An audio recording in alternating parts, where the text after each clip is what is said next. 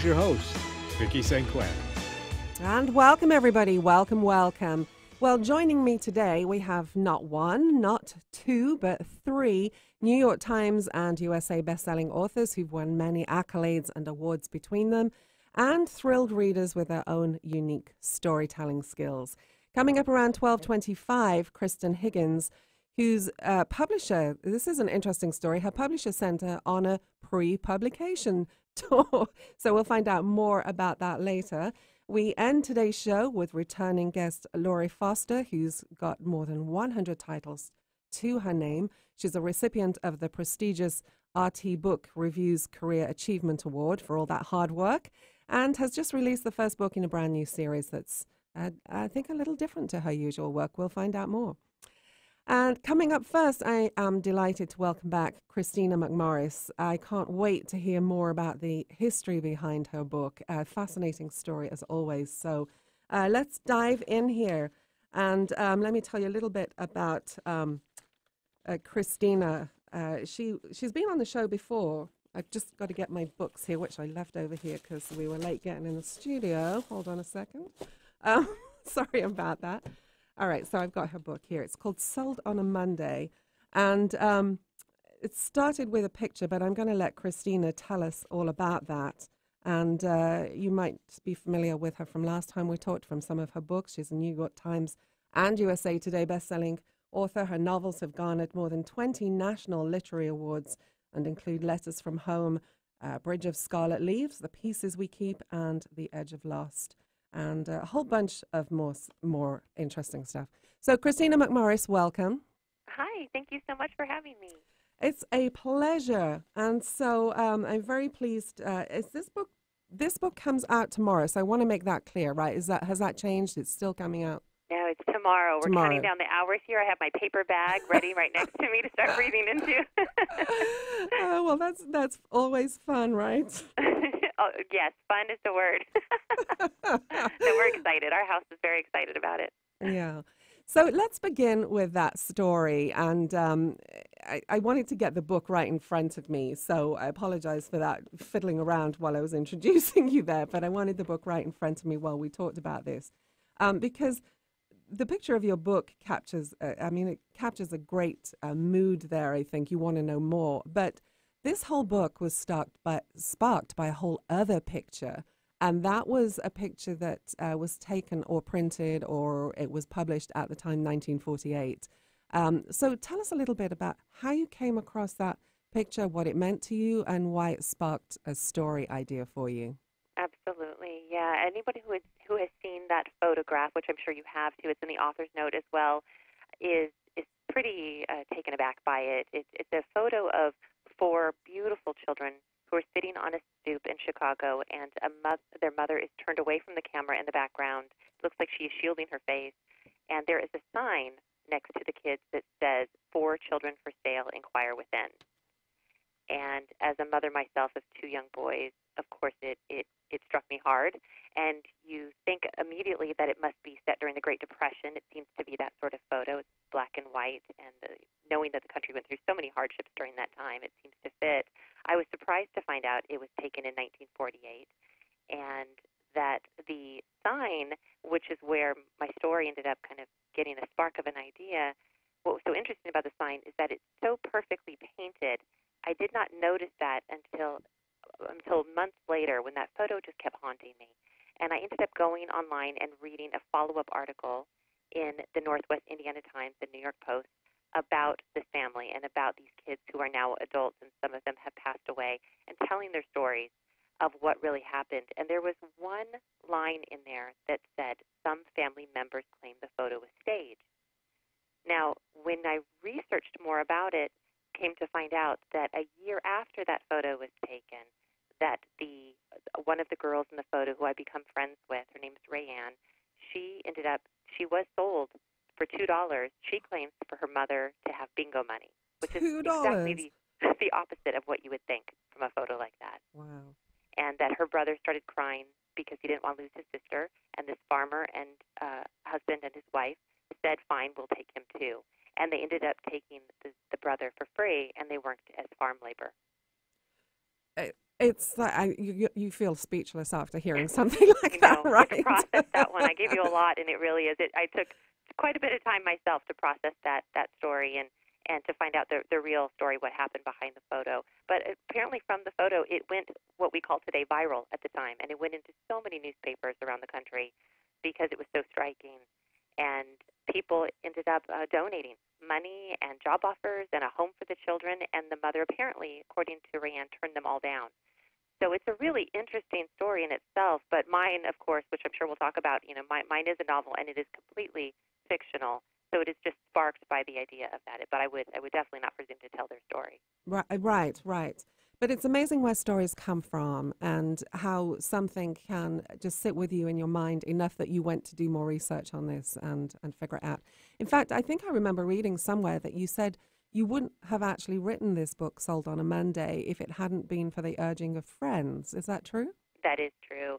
Because for the longest time, I kept that photo, bookmarked it on my computer, and kept going back to it because it bothered me so much. As a mom, I kept thinking, I understand giving away the children if it was for their betterment, but and to for their safety and their health, etc. But to actually ask for money in return really bothered me, and so I kept kind of brainstorming that idea of what would a mother do that was a compassionate reason to do something like that, and it was only from the urging, like you said, of author friends who said, Chris, you cannot let this go. This is a bestseller. And we laughed about the fact that it was probably so heartbreaking that it would be an Oprah pick, and we giggled about that. And it was only until I figured out a way to tell the story that was from a different point of view, that was from a reporter's point of view, that I felt that I was bringing also something fresh to the table. Christina Baker Klein is a good friend of mine who wrote The Orphan Train, which, as you know, is an amazing story. And I didn't feel like I could I didn't want to tell an orphan train too. I felt she'd already done it so well. I wanted to tell it in a different way, and that's what I ended up, I hopefully did. Okay, well, great. Yes, you're getting the people who've had access to the book already to look at it are really thrilled with it from what I've read from reviews, pre-reviews. So let's talk about your book and how you formulated your story for this.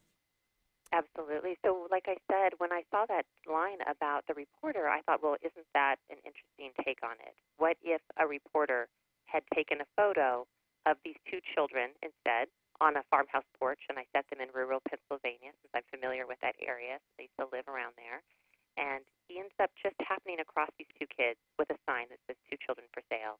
He takes a photo not meant for publication, just because he's so taken aback by the scene. And yet it leads to his big break, nothing that he ever plans on, and it catapults his career to the New York Herald Tribune. And it's wonderful in his life, everything that he's dreamed of, and yet what he finds out at some point is that there's devastating consequences for everyone involved. And there is a photo mishap somewhere in there that he ends up having to recreate a scene that he doesn't plan on. Mm. So you always put, well, I don't say always because I haven't read all of your books, but I know the last time we talked, there were characters in the book that were based on real people. And this time, Nellie Bly was inspired one of your characters. So I wasn't actually familiar with Nellie Bly, not growing up here, but tell us about that if you would. Sure. And so Nellie Bly is actually the character in the story. I don't write her. She never appears in the story, but she's mentioned quite a bit. And that is because there is a female coworker at the newspaper who is friends with the reporter, and she is a secretary to the editor-in-chief, and yet her dream at the time is to be a reporter. And she's so limited as a woman at the time as to what they believe she's capable of and what her place is. And so she has that struggle as well. And her dream is to become the next Nellie Bly. I mean, you can't write, I think, a newsroom story of the 1930s without mentioning Nellie Bly, especially for a female who wants to be a reporter. And so she is mentioned quite a bit as far as being kind of her dream of being somebody like that. Because of my research of the New York Herald Tribune and these real newspapers that were around at the time that my characters weren't at, I did need to research quite a bit of some of these characters who really were their editors at the time, the city editors, and wanting to use those real people, but also being very careful about how often I use them in the story, and that I'm not writing biographical fiction. You know, it is historical fiction, and so I want to be fair that I don't presume a lot of what they would say in certain situations. Right. How do you decide what to put in, what to put out? Is that based on where your other characters are going? What kind of guidelines do you use? As far as with the real people at the time. Yeah. Yeah, so what I did is, they're mentioned quite a bit, and then I keep the scenes pretty limited with the people who were really real at the time. But I believe it would seem silly, I guess, to make up someone that was the city editor when there really was one, and there was a lot of information about him. So some of the characters, if there's a lot out there that's written about them, then I feel like I'm a little safer in being able to portray them as a lot of other people had that worked with them, that had firsthand knowledge. Right, right. And you've also had firsthand knowledge of this yourself because I remember from last time we talked, you were working in the media at a very young age. Was it 8, 9, 9 years old? I was, yes. So I started hosting a kids' TV show for a local ABC affiliate in Portland, Oregon when I was 9, and worked at that show for about 5, 6 years. I think it was a 6-year stint. And because of it, we would film on Monday night, or I'm sorry, Monday night I would get the script. Tuesday I would memorize it, and Wednesday I would shoot it. And on Wednesday evenings, we would get the studio between the 6 o'clock and the 11 o'clock news. So we had a very specific window of time that we had the studio. And we would shoot it, and right after, because our time was limited, I had to stay and make sure that there was nothing that needed reshot. And so I would hang out in the newsroom and became very good friends with the meteorologist. And it seemed very high-tech to me at the time that we got to move the clouds around on his screen. So I definitely grew up in that room. I'd forgotten how we used to move clouds around on the screen. I thought that was pretty neat at the time, for sure, especially for a 9-year-old. Yes, it was very ambitious, very ambitious. So let's talk about this because I think this is lovely. I read that you began writing about the 30s and 40s, and of course this book begins in the 30s, after discovering a collection of your grandparents' World War II courtship letters. That's right. Yes, I did. I was creating a family cookbook as a Christmas present for the grandchildren, which I know a lot of families do. And I put in my grandmother's favorite recipes she had collected and created over decades. And when I sat down with her, I thought, as a surprise for everyone, I would kind of sneak in a biographical section into the cookbook about my grandmother and some neat photos from her growing up as an Iowa farm girl. And she ended up sharing with me that she and my late grandfather had only dated twice during World War II, exchanged letters the entire time. He came home on leave, and they were married for 50 years until he passed away. Oh. And then she said, would you like to see the letters? So that ended up changing, I didn't know at the time, but the course of my life. So she ended up pulling them out, and we spent the afternoon poring over these yellow, wrinkled pages that were written by a 19-year-old sailor who didn't know if he'd be coming home tomorrow. And when I left her house, I thought, this would make a really good movie, But instead, I ended up sitting down soon after and writing it as a novel. And so that's how it changed the course of your life. It did. It did. I had no idea. I thought that I would write this Cyrano de Bergerac-style story during World War II, where you have a different girl writing back, and the soldier doesn't know who he's in love with. And I thought, well, this would make a neat story to pass along to my kids. And we would make copies at the local copy shop and kind of see what I could do with it. But otherwise, they would all get a copy and their grandchildren would get a copy. And then I would go on with my life. And next thing you knew, I sold it to New York with a 2-book contract. And I then suddenly had that small panic of, oh, my goodness, I wasn't planning to sell 1 book, let alone 2. So now I need to come up with something else. And luckily, I keep coming across these amazing nuggets of history that you think, how did I not know this? People need to know this. So that's what's happened. Well, I love that story, and I love that. That's a great segue into what I wanted to talk about next, because you always have the most interesting facts in your book. And I love this one. Maybe it's because of the current political situation. I don't know. But one of the things that you weaved in, you weave all these facts into the book, obviously, when you're doing your research and your storytelling. I did not know that Al Capone actually created soup kitchens to improve his public image. So forget the murders, he created soup kitchens. Tell us about that. Yeah, I thought that was fascinating. When you come across a fact like that, you think, oh my goodness, I've got to work this into the book somewhere. And it fit perfectly, because what you're talking about is perception in news and perception to the public. And essentially, the mobsters at the time, very much when I read the successful ones, as brutal and ruthless as they were also businessmen. A lot of them were very savvy businessmen to become that successful. It doesn't mean that we should copy that by any means today, but that is fascinating to me. And so the fact that he cared about his perception to the public after the Valentine's Day massacre, he felt that, from what I understand, he felt that his perception had gone down in the public, where they were seen a bit as celebrities before that, and so he ended up opening soup kitchens or bread lines in order to help the community, to kind of help boost that up. Interesting. So in Sold on a Monday, do you have a favorite character? Oh, goodness. Do I have a favorite child? Let me think. I know. I always ask that question, but and I Yeah. get similar kind of answers on that. But Of yeah. course. No, I'll be honest. Hey, there's always a favorite child, right? No. So just my kids are hidden away in another room so they can't hear. When we're off air, I'll tell you which one of them I like more, too. Today, right? Today. Yeah, over wine, we'll tell the truth. No, in my story, I think that, I've got a couple little kids, and one of them is a little girl, and she, a little girl like that who is spunky and a spitfire, and is smart and savvy, and yet she's a survivor and is not one that cries easily, but she really kind of pulls up her bootstraps. She's probably my favorite. Well, I absolutely love the cover of this. We talk about this all the time. You shouldn't judge a book by its cover, but I do love the cover. It's hard with my book, isn't it? I lucked out. I did. It's stunning. Yeah. So I've heard you joke that you view your book as literary Advil. What does that mean? I do. I like to think of my stories, because they're historical fiction, that the outside is, you get the sugar coating of a story on the outside, and hopefully you don't realize how much good stuff in history and facts that you're getting until the book is over. And then hopefully readers look back and think, oh, I actually learned a lot. So a couple of questions that I'm going to ask all of our guests today. And I know you've had some PR experience, I think, before you started writing, I believe. Yeah?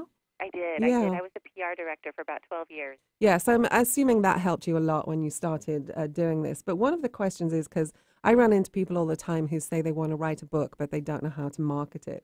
Yes. So what's the best tip you can give on promoting yourself and your work, connecting with your audience? What works for you? Because there are generalities around, but then everybody has their own personality and own audience. So what works best for you? Absolutely. Well, I think the biggest thing is that you don't let it consume all of your time and all of your money. It's really easy to try to, I think, buy big packages and things that sound like they will reach a lot of people at once. And I think the most important thing is to stay within your budget and to go after very targeted ways of reaching readers that are really your audience. So there's, I think social media is a great way to reach people as well, but I think it's also, you think of social media as a cocktail party. And I think you have to be careful that you don't want to be that person that's at the cocktail party pulling out your book and going, have you seen my book? Have you seen my book? Have you seen my book? And so instead, to kind of do it in doses, and that, that you want to share some fun news with friends, but you don't want to be the human infomercial, is what I like to tell debut authors when they're asking for advice. Yeah, I was at a funeral once, or not a funeral, memorial, and somebody brought out their business cards and their books, and it was one of their parents that had just died, to start promoting their book, and I was like, okay. Yeah. I think you and I should get together and we could write a book of what not to do. How about that? just as helpful as things to do. So I think that reaching readers is reaching friends and reaching people that you think that would connect, and kind of pick and choose the things that you think will actually move the sales needle or are personally fulfilling. And I think my husband gave me great advice about that years ago, and he said, if not everything is going to move the needle. He's a marketing whiz, and so he said, not everything's going to move the needle. He said, but if there's something that's personally fulfilling, by going to speak to book clubs that you get to connect with your readers firsthand and enjoy an evening of food and wine and laughter, then do it. He said, even if it doesn't mean an enormous amount of sales, a lot of this is also got to be personally fulfilling. Right. And so the second question I'm going to ask everyone today is, what's your least favorite part of the publishing or writing process? Because it's changed so much now. What's your least favorite part? Well, I would say my least favorite part has probably always been the same, and except for that very first book that you were just so passionate about because you have no critics and you think every word you write is brilliant because you haven't shared it with anyone yet. And that is that my first draft is always because writing the first draft is always hard for me, in that it's a blank page, and I tend to edit very heavily as I go. And so writing that is always difficult for me. And but when I get to go back and edit and play with it, the sentences, that's when I think, okay, this is why I do this. I really do love this. And I do love the marketing, the promotion, and reaching out to readers and seeing it touch people on the other side, and that remains the same. Yeah, and that comes through. Well, Christina McMorris, it's always such a pleasure to talk with you. The book is called Sold on a Monday, beautifully written, as always. And I know listeners can find out more about you at ChristinaMcMorris.com. What do you want to leave them with today? Leave them with that. I hope that they enjoy the story, and we'll check out my others. The other two things I'll mention briefly on my website is that I do have a 50-stop, I know I'm insane, 50-stop tour that kicks off this week. I would encourage people to come see me before my brain turns to tapioca. So they can find that schedule on my website. I'm hitting about 14 states, and there's also some really great book club gifts and offerings that are on my website right now for a limited time, so I hope they check that out. All right. And so do you know off the top of your head if you're up in the Washington area? I am. I will be there tomorrow night, actually, at Third Place Books at Lake Forest. Okay. With my friend Tammy Greenwood, who also wrote Rust and Stardust, and we're going to have a great discussion. Okay. All right. Christina McMorris, thank you so much. Thank you for having me. It was so nice to chat with you again. And you too. And the book again, Sold on a Monday, comes out tomorrow. Don't forget, comes out tomorrow. Sold on a Monday by Christina McMorris. And all that good stuff's up on her website, ChristinaMcMorris.com. All right, please stay with us. We will be right back. You're listening to Conversations Live with Vicki St. Clair.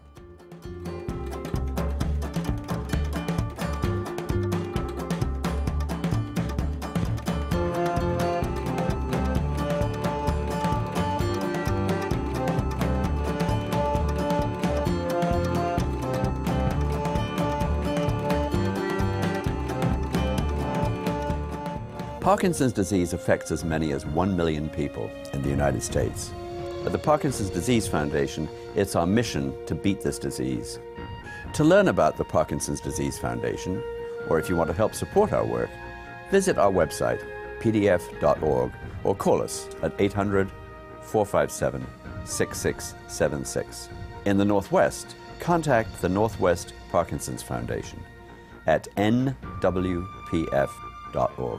At Sundown Communications, we find that most of our clients are brilliant at what they do, but they lack the time and resources to write and create business messaging that delivers results. That's where we come in, providing a diverse range of professional copywriting services for fresh strategic web content, PR, advertising and promotion, marketing, speeches, and much more. Call us today so you can focus on what you do best, and we'll do the rest. Call 800-495-7617. That's 800-495-7617.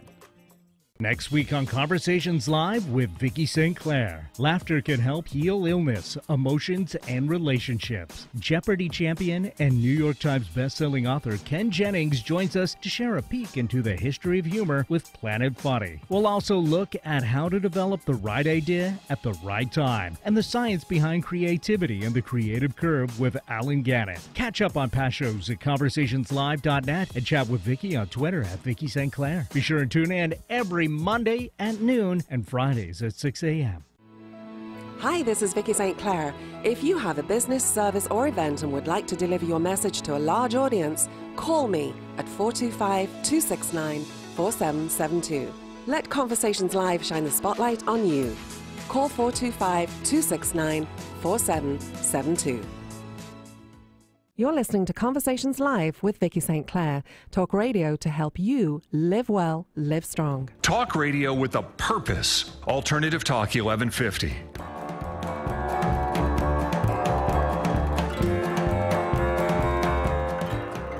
Welcome back, everybody. Welcome back. Well, as promised, we have three great New York Times and USA and award-winning authors with us today. And coming up now, we're talking with Kristen Higgins. She's the New York Times and USA Today best-selling author of 18 novels, which have been translated into more than 24 languages and sold millions of copies worldwide. She's won many awards and accolades and is a 6-time nominee for the Kirkus Prize for Best Work of Fiction. And her new book is called Good Luck with That. Kristen Higgins, welcome. Thank you so much.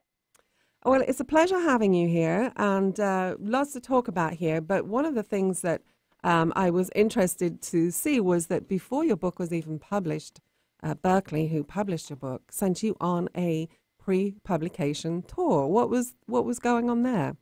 Well, I thought it was a brilliant idea. This book is about something that I think every woman can relate to, and that is the tie between body image and self-esteem.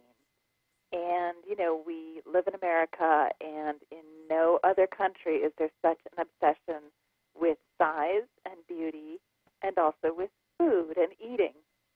So we wanted to kind of gauge readers' reactions to the book and get the discussion starting.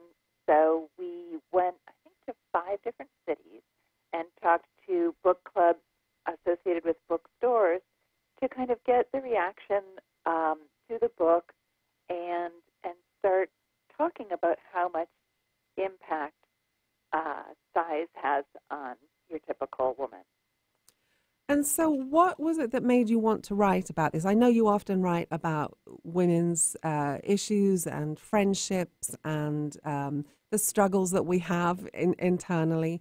Why did you want to do this? Actually, what one author actually wrote, she thinks it was by Susan Elizabeth Phillips, #1 New York Times bestselling author, said, this is an important and brave book in a time when any writer who wishes to explore these issues risks being called out for fat shaming, which is, as she says, a subtle form of censorship. So what made you want to tackle this?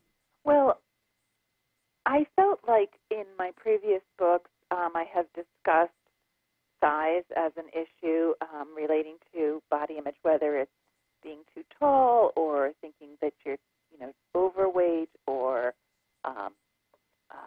being too thin and too small.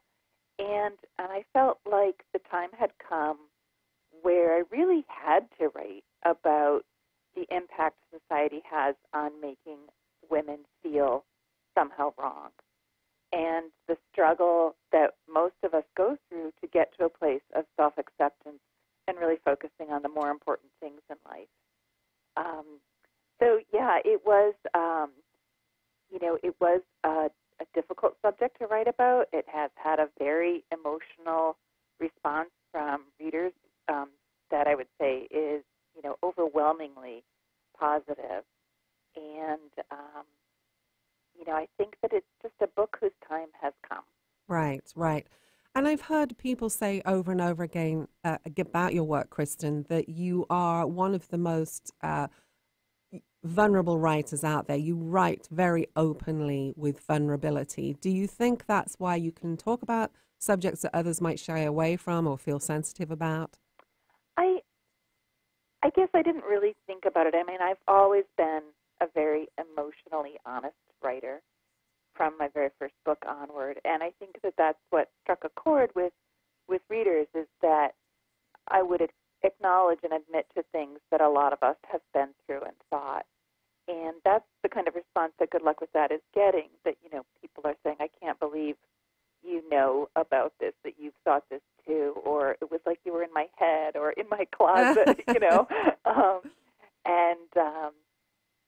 I think, that putting it out there, that self-acceptance is a journey, and it's one that for some of us never ends. It requires constant adjustments and refocusing.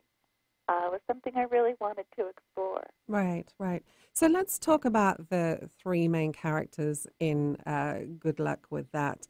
Emerson, Georgia, and Marley, and they met at a weight loss camp as teens, and they've been fast friends ever since. So tell us a little bit about your characters, how they come together. Sure. Well, in the very beginning of the book, Emerson calls Georgia and Marley to her hospital room, and they are stunned to see that in the 5 years since they saw her in person last, she has gained a tremendous amount of weight, has become housebound, and is extremely ill from complications related to obesity.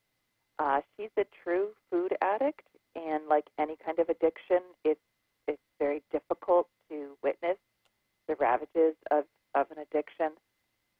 And Emerson is dying, and Georgia and Marley are, terrified and distressed, of course, because they've been friends for 18 years. And Emerson does die the next day, but not before giving them this list of the things that they had thought they'd do when they were adults. But they made this list on the last day of their weight loss camp, things we'll do when we're skinny.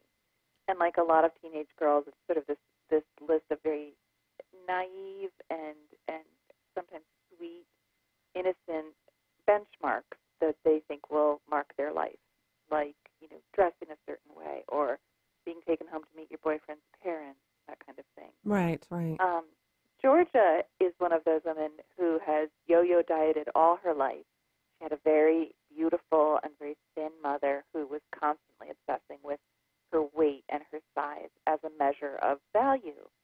And she grew up feeling very wrong in her body, and has always kind of been unclear on where she is. Is she too fat? Has she lost enough weight? Is she somewhere in between? And it's always been an issue for her in feeling confident about herself. Because if you grow up in a household like that, of course you're going to be thinking about it. Marley, on the other hand, grew up very adored and loved in this big Italian family, and her size was celebrated because she was a twin, and her twin dies when they're 4 years old, and she's a frail little kid. And so Marley, being strong and sturdy and having a great appetite, that's something that her parents encourage. Mm-hmm. So she has a very different take on herself. I think it's easier for her to find self-acceptance because she was so loved all her life. But both women have to acknowledge they've always wanted to be a certain size. And it's not that they thought life would start when they were thin, but that life would be better somehow. Right. That they're not, that feeling of not enough without this perfection in front of them. And so when Emerson dies, which isn't really a spoiler because it does happen at the beginning of the book, as you say, she leaves that final wish for her best friends to conquer the fears they still carry as adults. How did you get into the characters' heads to weave through that? It's one thing. I'm losing my train of thought here, but I had a question around how you take them from dealing with this death, because when we have any kind of situation that puts us in a life-changing situation like this, whether it's a death or a divorce or a severe loss of a job, any one of those things can send us either off the cliff or send us in a whole new good direction. Right. I think for Marley and Georgia, they have each other. Their friendship is very powerful, and this is a love story in terms of the women loving themselves, appreciating themselves, but also taking care of each other and helping each other through those rough parts of life when you admit your insecurities and your fears, and you really talk about the things that happened to you in the past. Mm-hmm. So it's definitely a story of friendship. The women decide we're going to do these things, but it's not weight contingent. We're not going to lose any weight to do it. Right. It's more about having the confidence to go for what we want and not letting ourselves be defined by those negative voices that have told us we're too big. Right.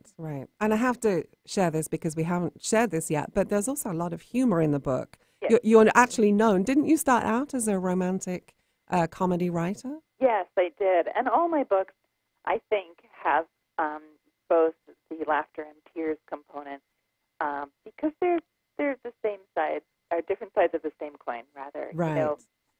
You laugh with a character because you love them. You cry with a character because you love them. Right. And I think a book without humor would be really hard for me to write. Right. It just comes naturally to me. Right. So, two questions I'm asking everyone today. What's the best tip you can give on promoting yourself and your work, connecting with your audience? What works best for you, Kristen Higgins? I think that's a great question. I think it's an authenticity with my readers. I'm very open, very, as you say, vulnerable with them. I reveal a lot about my life and family in my blogs and pieces that I write on social media. And there's I think an authenticity that my readers recognize, that I am who I seem, and Right. my books are they always come from a loving place. So I think that the kind of interaction that I have with my readers has been the best thing that I've done, even though it wasn't really like a decision. It was, Right, right. It's just like, being you. Yeah. And so what's the second one is what's your least favorite part of the publishing or writing process? Because it has changed so much, over the years. Yeah. Let's see. I've been really lucky. I'm only traditionally published, so I've never had to branch out on my own as an independent publisher. But I would say I think the hardest part of publishing is always trying to get the right cover, the cover that reflects the spirit and tone of the book, and has some metaphorical meaning. Right, right. So what do you hope listeners will take away, or what do you want them to take away from our conversation today? Your book is good luck with that. What do you want them to know that we haven't talked about?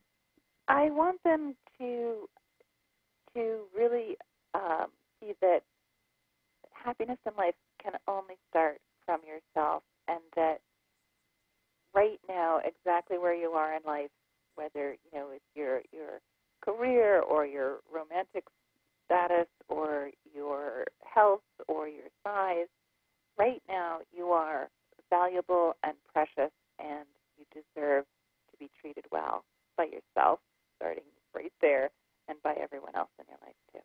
Awesome. Kristen Higgins, thank you so much for being with us today. Oh, it was such a pleasure. Thank you, Vicki. And you can find out more about Kristen Higgins at KristenHiggins.com. And Kristen is with an A, KRISTAN Higgins.com. And please stay with us. We will take a quick break. And when we come back, we'll be joined by Laurie Foster. You are listening to Conversations Live with Vicki St. Clair.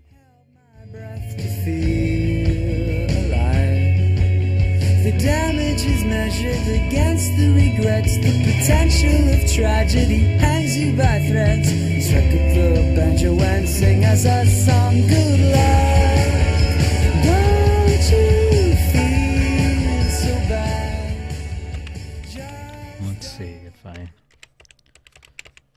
I guess that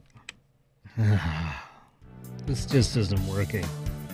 Knowing you have a great idea for a book is one thing, writing it another. So what's stopping you? Maybe you can't find time. Maybe you don't know where to begin. Maybe you wrote a couple of chapters, then disappeared down a rabbit hole. Or maybe you'd rather someone else write it for you. Partnering with the right coach or ghostwriter can make all the difference between talking about your book and finishing your book. As an award-winning writer and strategic consultant, Vicki St. Clair's storytelling credits span from business, health, self-help, and memoir to New York Times and USA Today best-selling anthologies. Vicki partners with people just like you at the exact level you need, whether you need a little encouragement, editorial guidance, or full-blown ghostwriting and consulting services. If you're serious about telling the story you know is inside you, stop procrastinating. Let's get your story down on paper. Contact Vicki today. Email Vicki at VickiSt.Clair.com or call 1-800-495-7617. See more about Vicki and her work at VickiSt.Clair.com. Oh, yeah, that could work.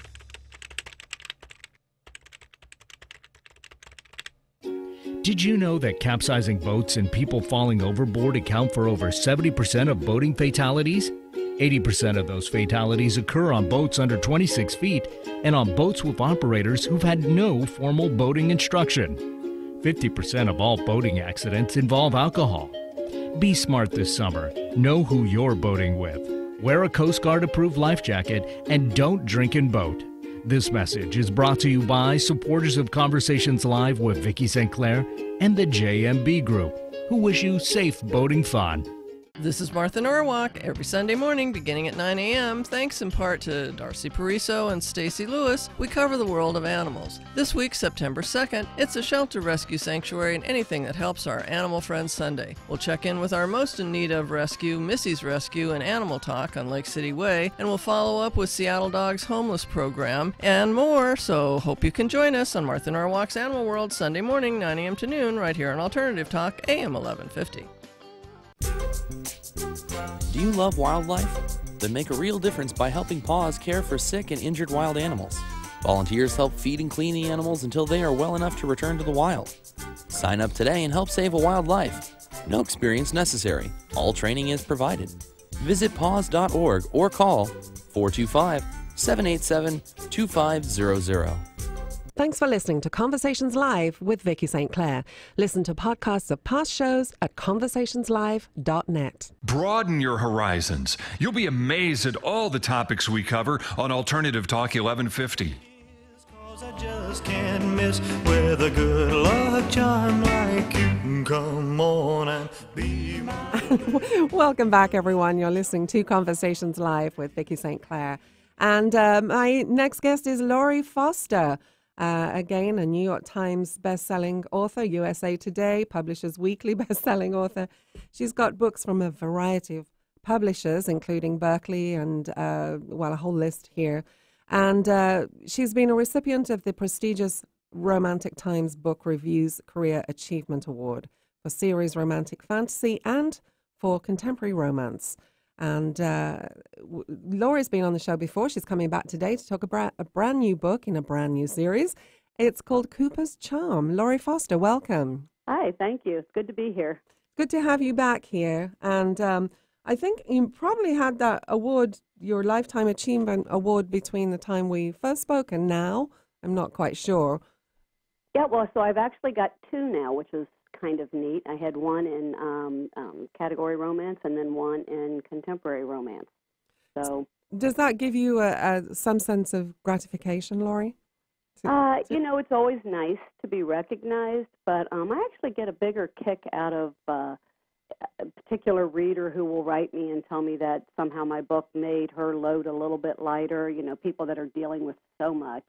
And a good book can kind of take them away. And to me, that's the best flattery and the best uplift I think I can ever get. So I would never turn down a nice award, but the reader comments mean so much more to me. Right. And you've got over 100 titles to your name, right? Yeah, it's crazy. I know. It is crazy. I was watching a clip of you and you said, yeah, I get these people come and tell me all the time how busy they are. And it's like, yeah, you want to know busy? Well, this is true because I also do the annual event every year with 500 people that show up for. It's a combination reader, author, charity type event. And it's just loads of fun. But I handle all of the setup and everything on that myself. And so that is just a super busy year-round effort. But last year we donated, because of the raffles we had and the different sponsors that were there, we donated over $28,000 to the No-Kill Animal Shelter. So it's really worthwhile, right? But lots of time involved. Yeah, that's awesome. I also heard that you write novellas and donate those to charity, to the No-Kill shelters too. I do once a year. Once a year, I do what I call a benefit book, where the contract is written so that the advance and all royalties for the life of the book just go directly to the charity. And so far, all of my books are still living, meaning they're still earning. Mm-hmm. So all of those places are still getting routine checks. That's awesome. Awesome. Yeah. So let's look at this this new book. It's the first in a summer resort series. Tell us what that's about. The summer resort series. Well, so far as I know right now, because I'm sort of a seat of my pants writer, so I don't really plan super far in advance. So as I know right now, there's definitely 2 books. There may be a third. I'm just not sure yet. But it's based around an RV resort. And I did that because I always had such a great time. Before my husband and I bought our lake house, we still have an RV, but it's much smaller, basically just used for traveling with a potty on board now. But right. We used to actually stay in it a lot, and we had a much bigger one. And there was a particular RV resort that I loved to go to. It was like a vacation away, but with every amenity you could ever imagine. and lots of fun and the nicest people in the world. And it just always struck me how much fun we had when we were there. I actually feel like we need to go back. People come by in their golf carts and everyone's friendly, and kids are actually outside playing instead of cooped up in the house and on their devices. And there's activities planned and scuba diving, which I have in the book, in a great big lake. And then there's a creek and there's woods you can walk through, and you can find a remote spot to park your RV, or you can be in the thick of things if you want. Mm-hmm. So I just love the area, and it just always seemed very close and friendly. So it seemed like a really good place to set a book for someone who needed to go and heal a little bit. Yeah, yeah. And so the story itself, how did the idea for Cooper's Charm come to you? Because this is the first in the series. Well, a lot of times for this particular book, pardon me one second, getting over a cold. For this particular book, I draw a lot of inspiration from headlines. I'm always appalled by the things that people have to go through and things that happen to them. And I had seen this woman that was robbed and was having a very difficult, she was very, very brave. Not at all like the character that I wrote in the story. The circumstances were different, but it made me wonder how someone gets beyond that. When you've been robbed and someone's manhandled you somewhat and threatened your life, that would have lasting effects, I would think. And so I wanted to write a character who was a very strong, all of my characters, I try to write strong characters, but as strong as someone can be, things are still going to affect us. We're not invulnerable. Things happen that can have an impact. And so I wanted to be able to show how this strong woman would possibly reclaim herself, refine her own strength to get back to the person she wants to be after going through something that horrible in the RV resort where you can sort of be alone but in a crowd. Right. Seemed like a good setting for that. Right, right. And so you said you're not, you write by the seat of your pants, if you will. Very much so, yes. So tell us the benefits of that for you and the drawbacks of that for you, because everybody's got their own way of doing things, but obviously that's the way you like to work, but what are the benefits and the drawbacks of that for you? Well, the benefit is that I am an extremely prolific writer because I somewhat entertain myself by writing. It's like reading a book. I have to write it so I can see what's going to happen, and I'm never quite sure. The characters forever take me by surprise. I'll be thinking this particular thing is going to happen, and then they completely do something different, and that's always a lot of fun. Now, the drawback is that a lot of times my publisher is ahead of me, and they're wanting to do back cover copy and cover art and send things out to the book promotion places, and I don't really know what's happening yet. So it has happened on occasion where I'll try to fake it and say, well, I think this and this and this is going to happen, and they end up having to redo the back cover copy because it's not as close as I had hoped it would be. Right. But I very much, I don't believe in writer's block. Whenever I get stuck, it's because I'm trying to do what I want the characters to do instead of letting the characters do what they want to do. Oh, and the minute I catch that and realize it, it all just flows again, and I have no problem writing. I've heard you talk a couple of times where you say you're a very early riser. For one, you get up, do emails, and then you come do your playtime, which is your writing. You don't view it as work. That's exactly it. Yeah, I very much. Through a lot of different things. When my mother passed away with cancer, she lived with me, and in and around caring for her, my getaway time was to get to go write, was to sit down and work on my book. Again, for me, it's a lot like reading. Now, I'm not comfortable sitting at my desk 24/7, so I do read an awful lot also, but it's the same effect as reading a book. As I sit down and I write, and it's my getaway. And so, different angsty things that maybe happen in life, different wonderful things that happen in life. I sort of celebrate it all by writing. Yeah, and you have a very large family too, don't you? So I know that there are ups and downs with family life. But you still keep going. You still keep going.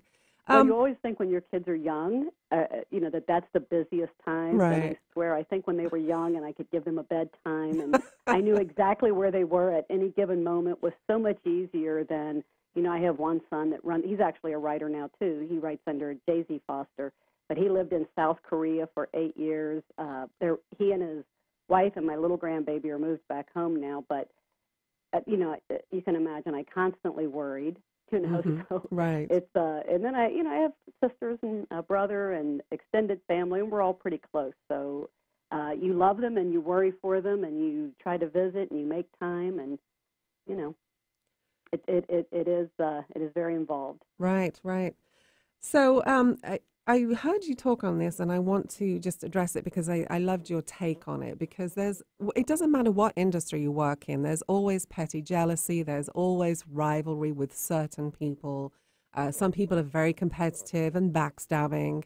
And recently there was, I don't want to give it oxygen, I think it had quite enough, but there was an incident on social media where everybody was getting their knickers in a twist over somebody copywriting a specific word that she'd used in her book, which I think was utterly ridiculous. But but you said when jealousy rears its ugly head, you have a really great approach to that. I wonder if you'd share your outlook with us on that.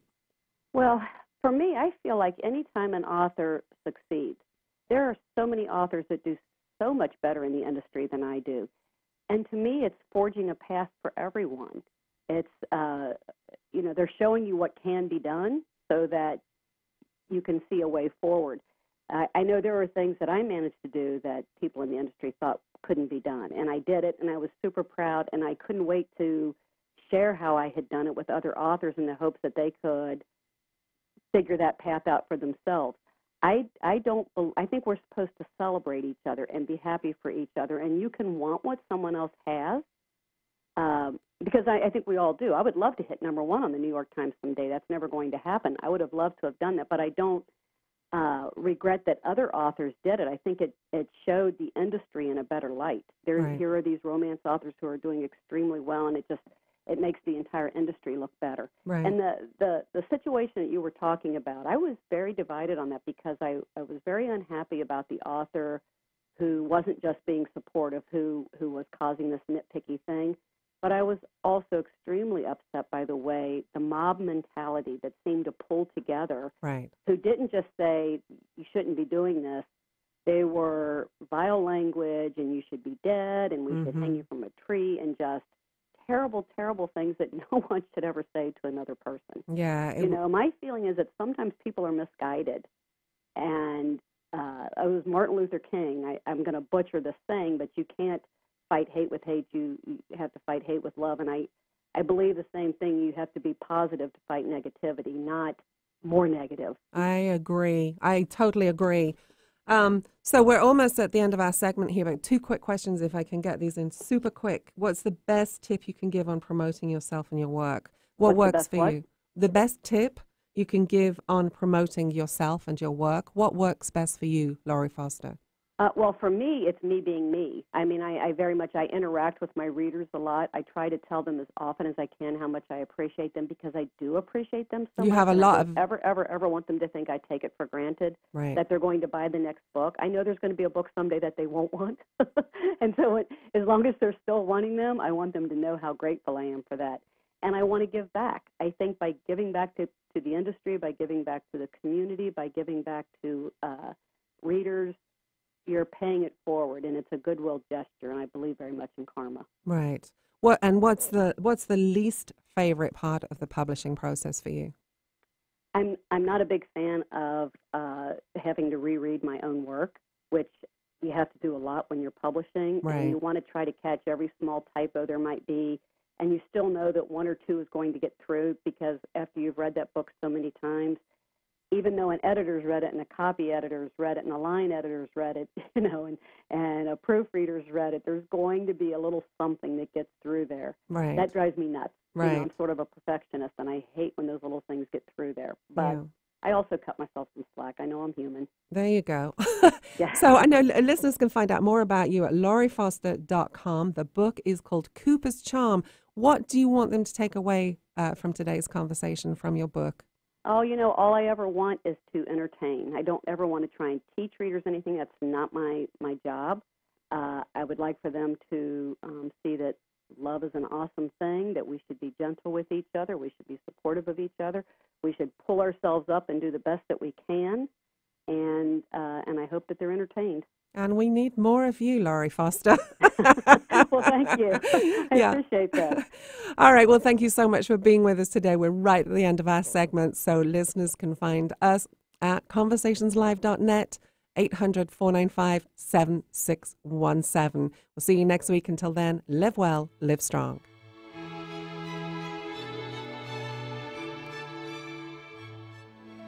Hi, this is Vicky St. Clair. If you have a business, service or event and would like to deliver your message to a large audience, call me at 425-269-4772.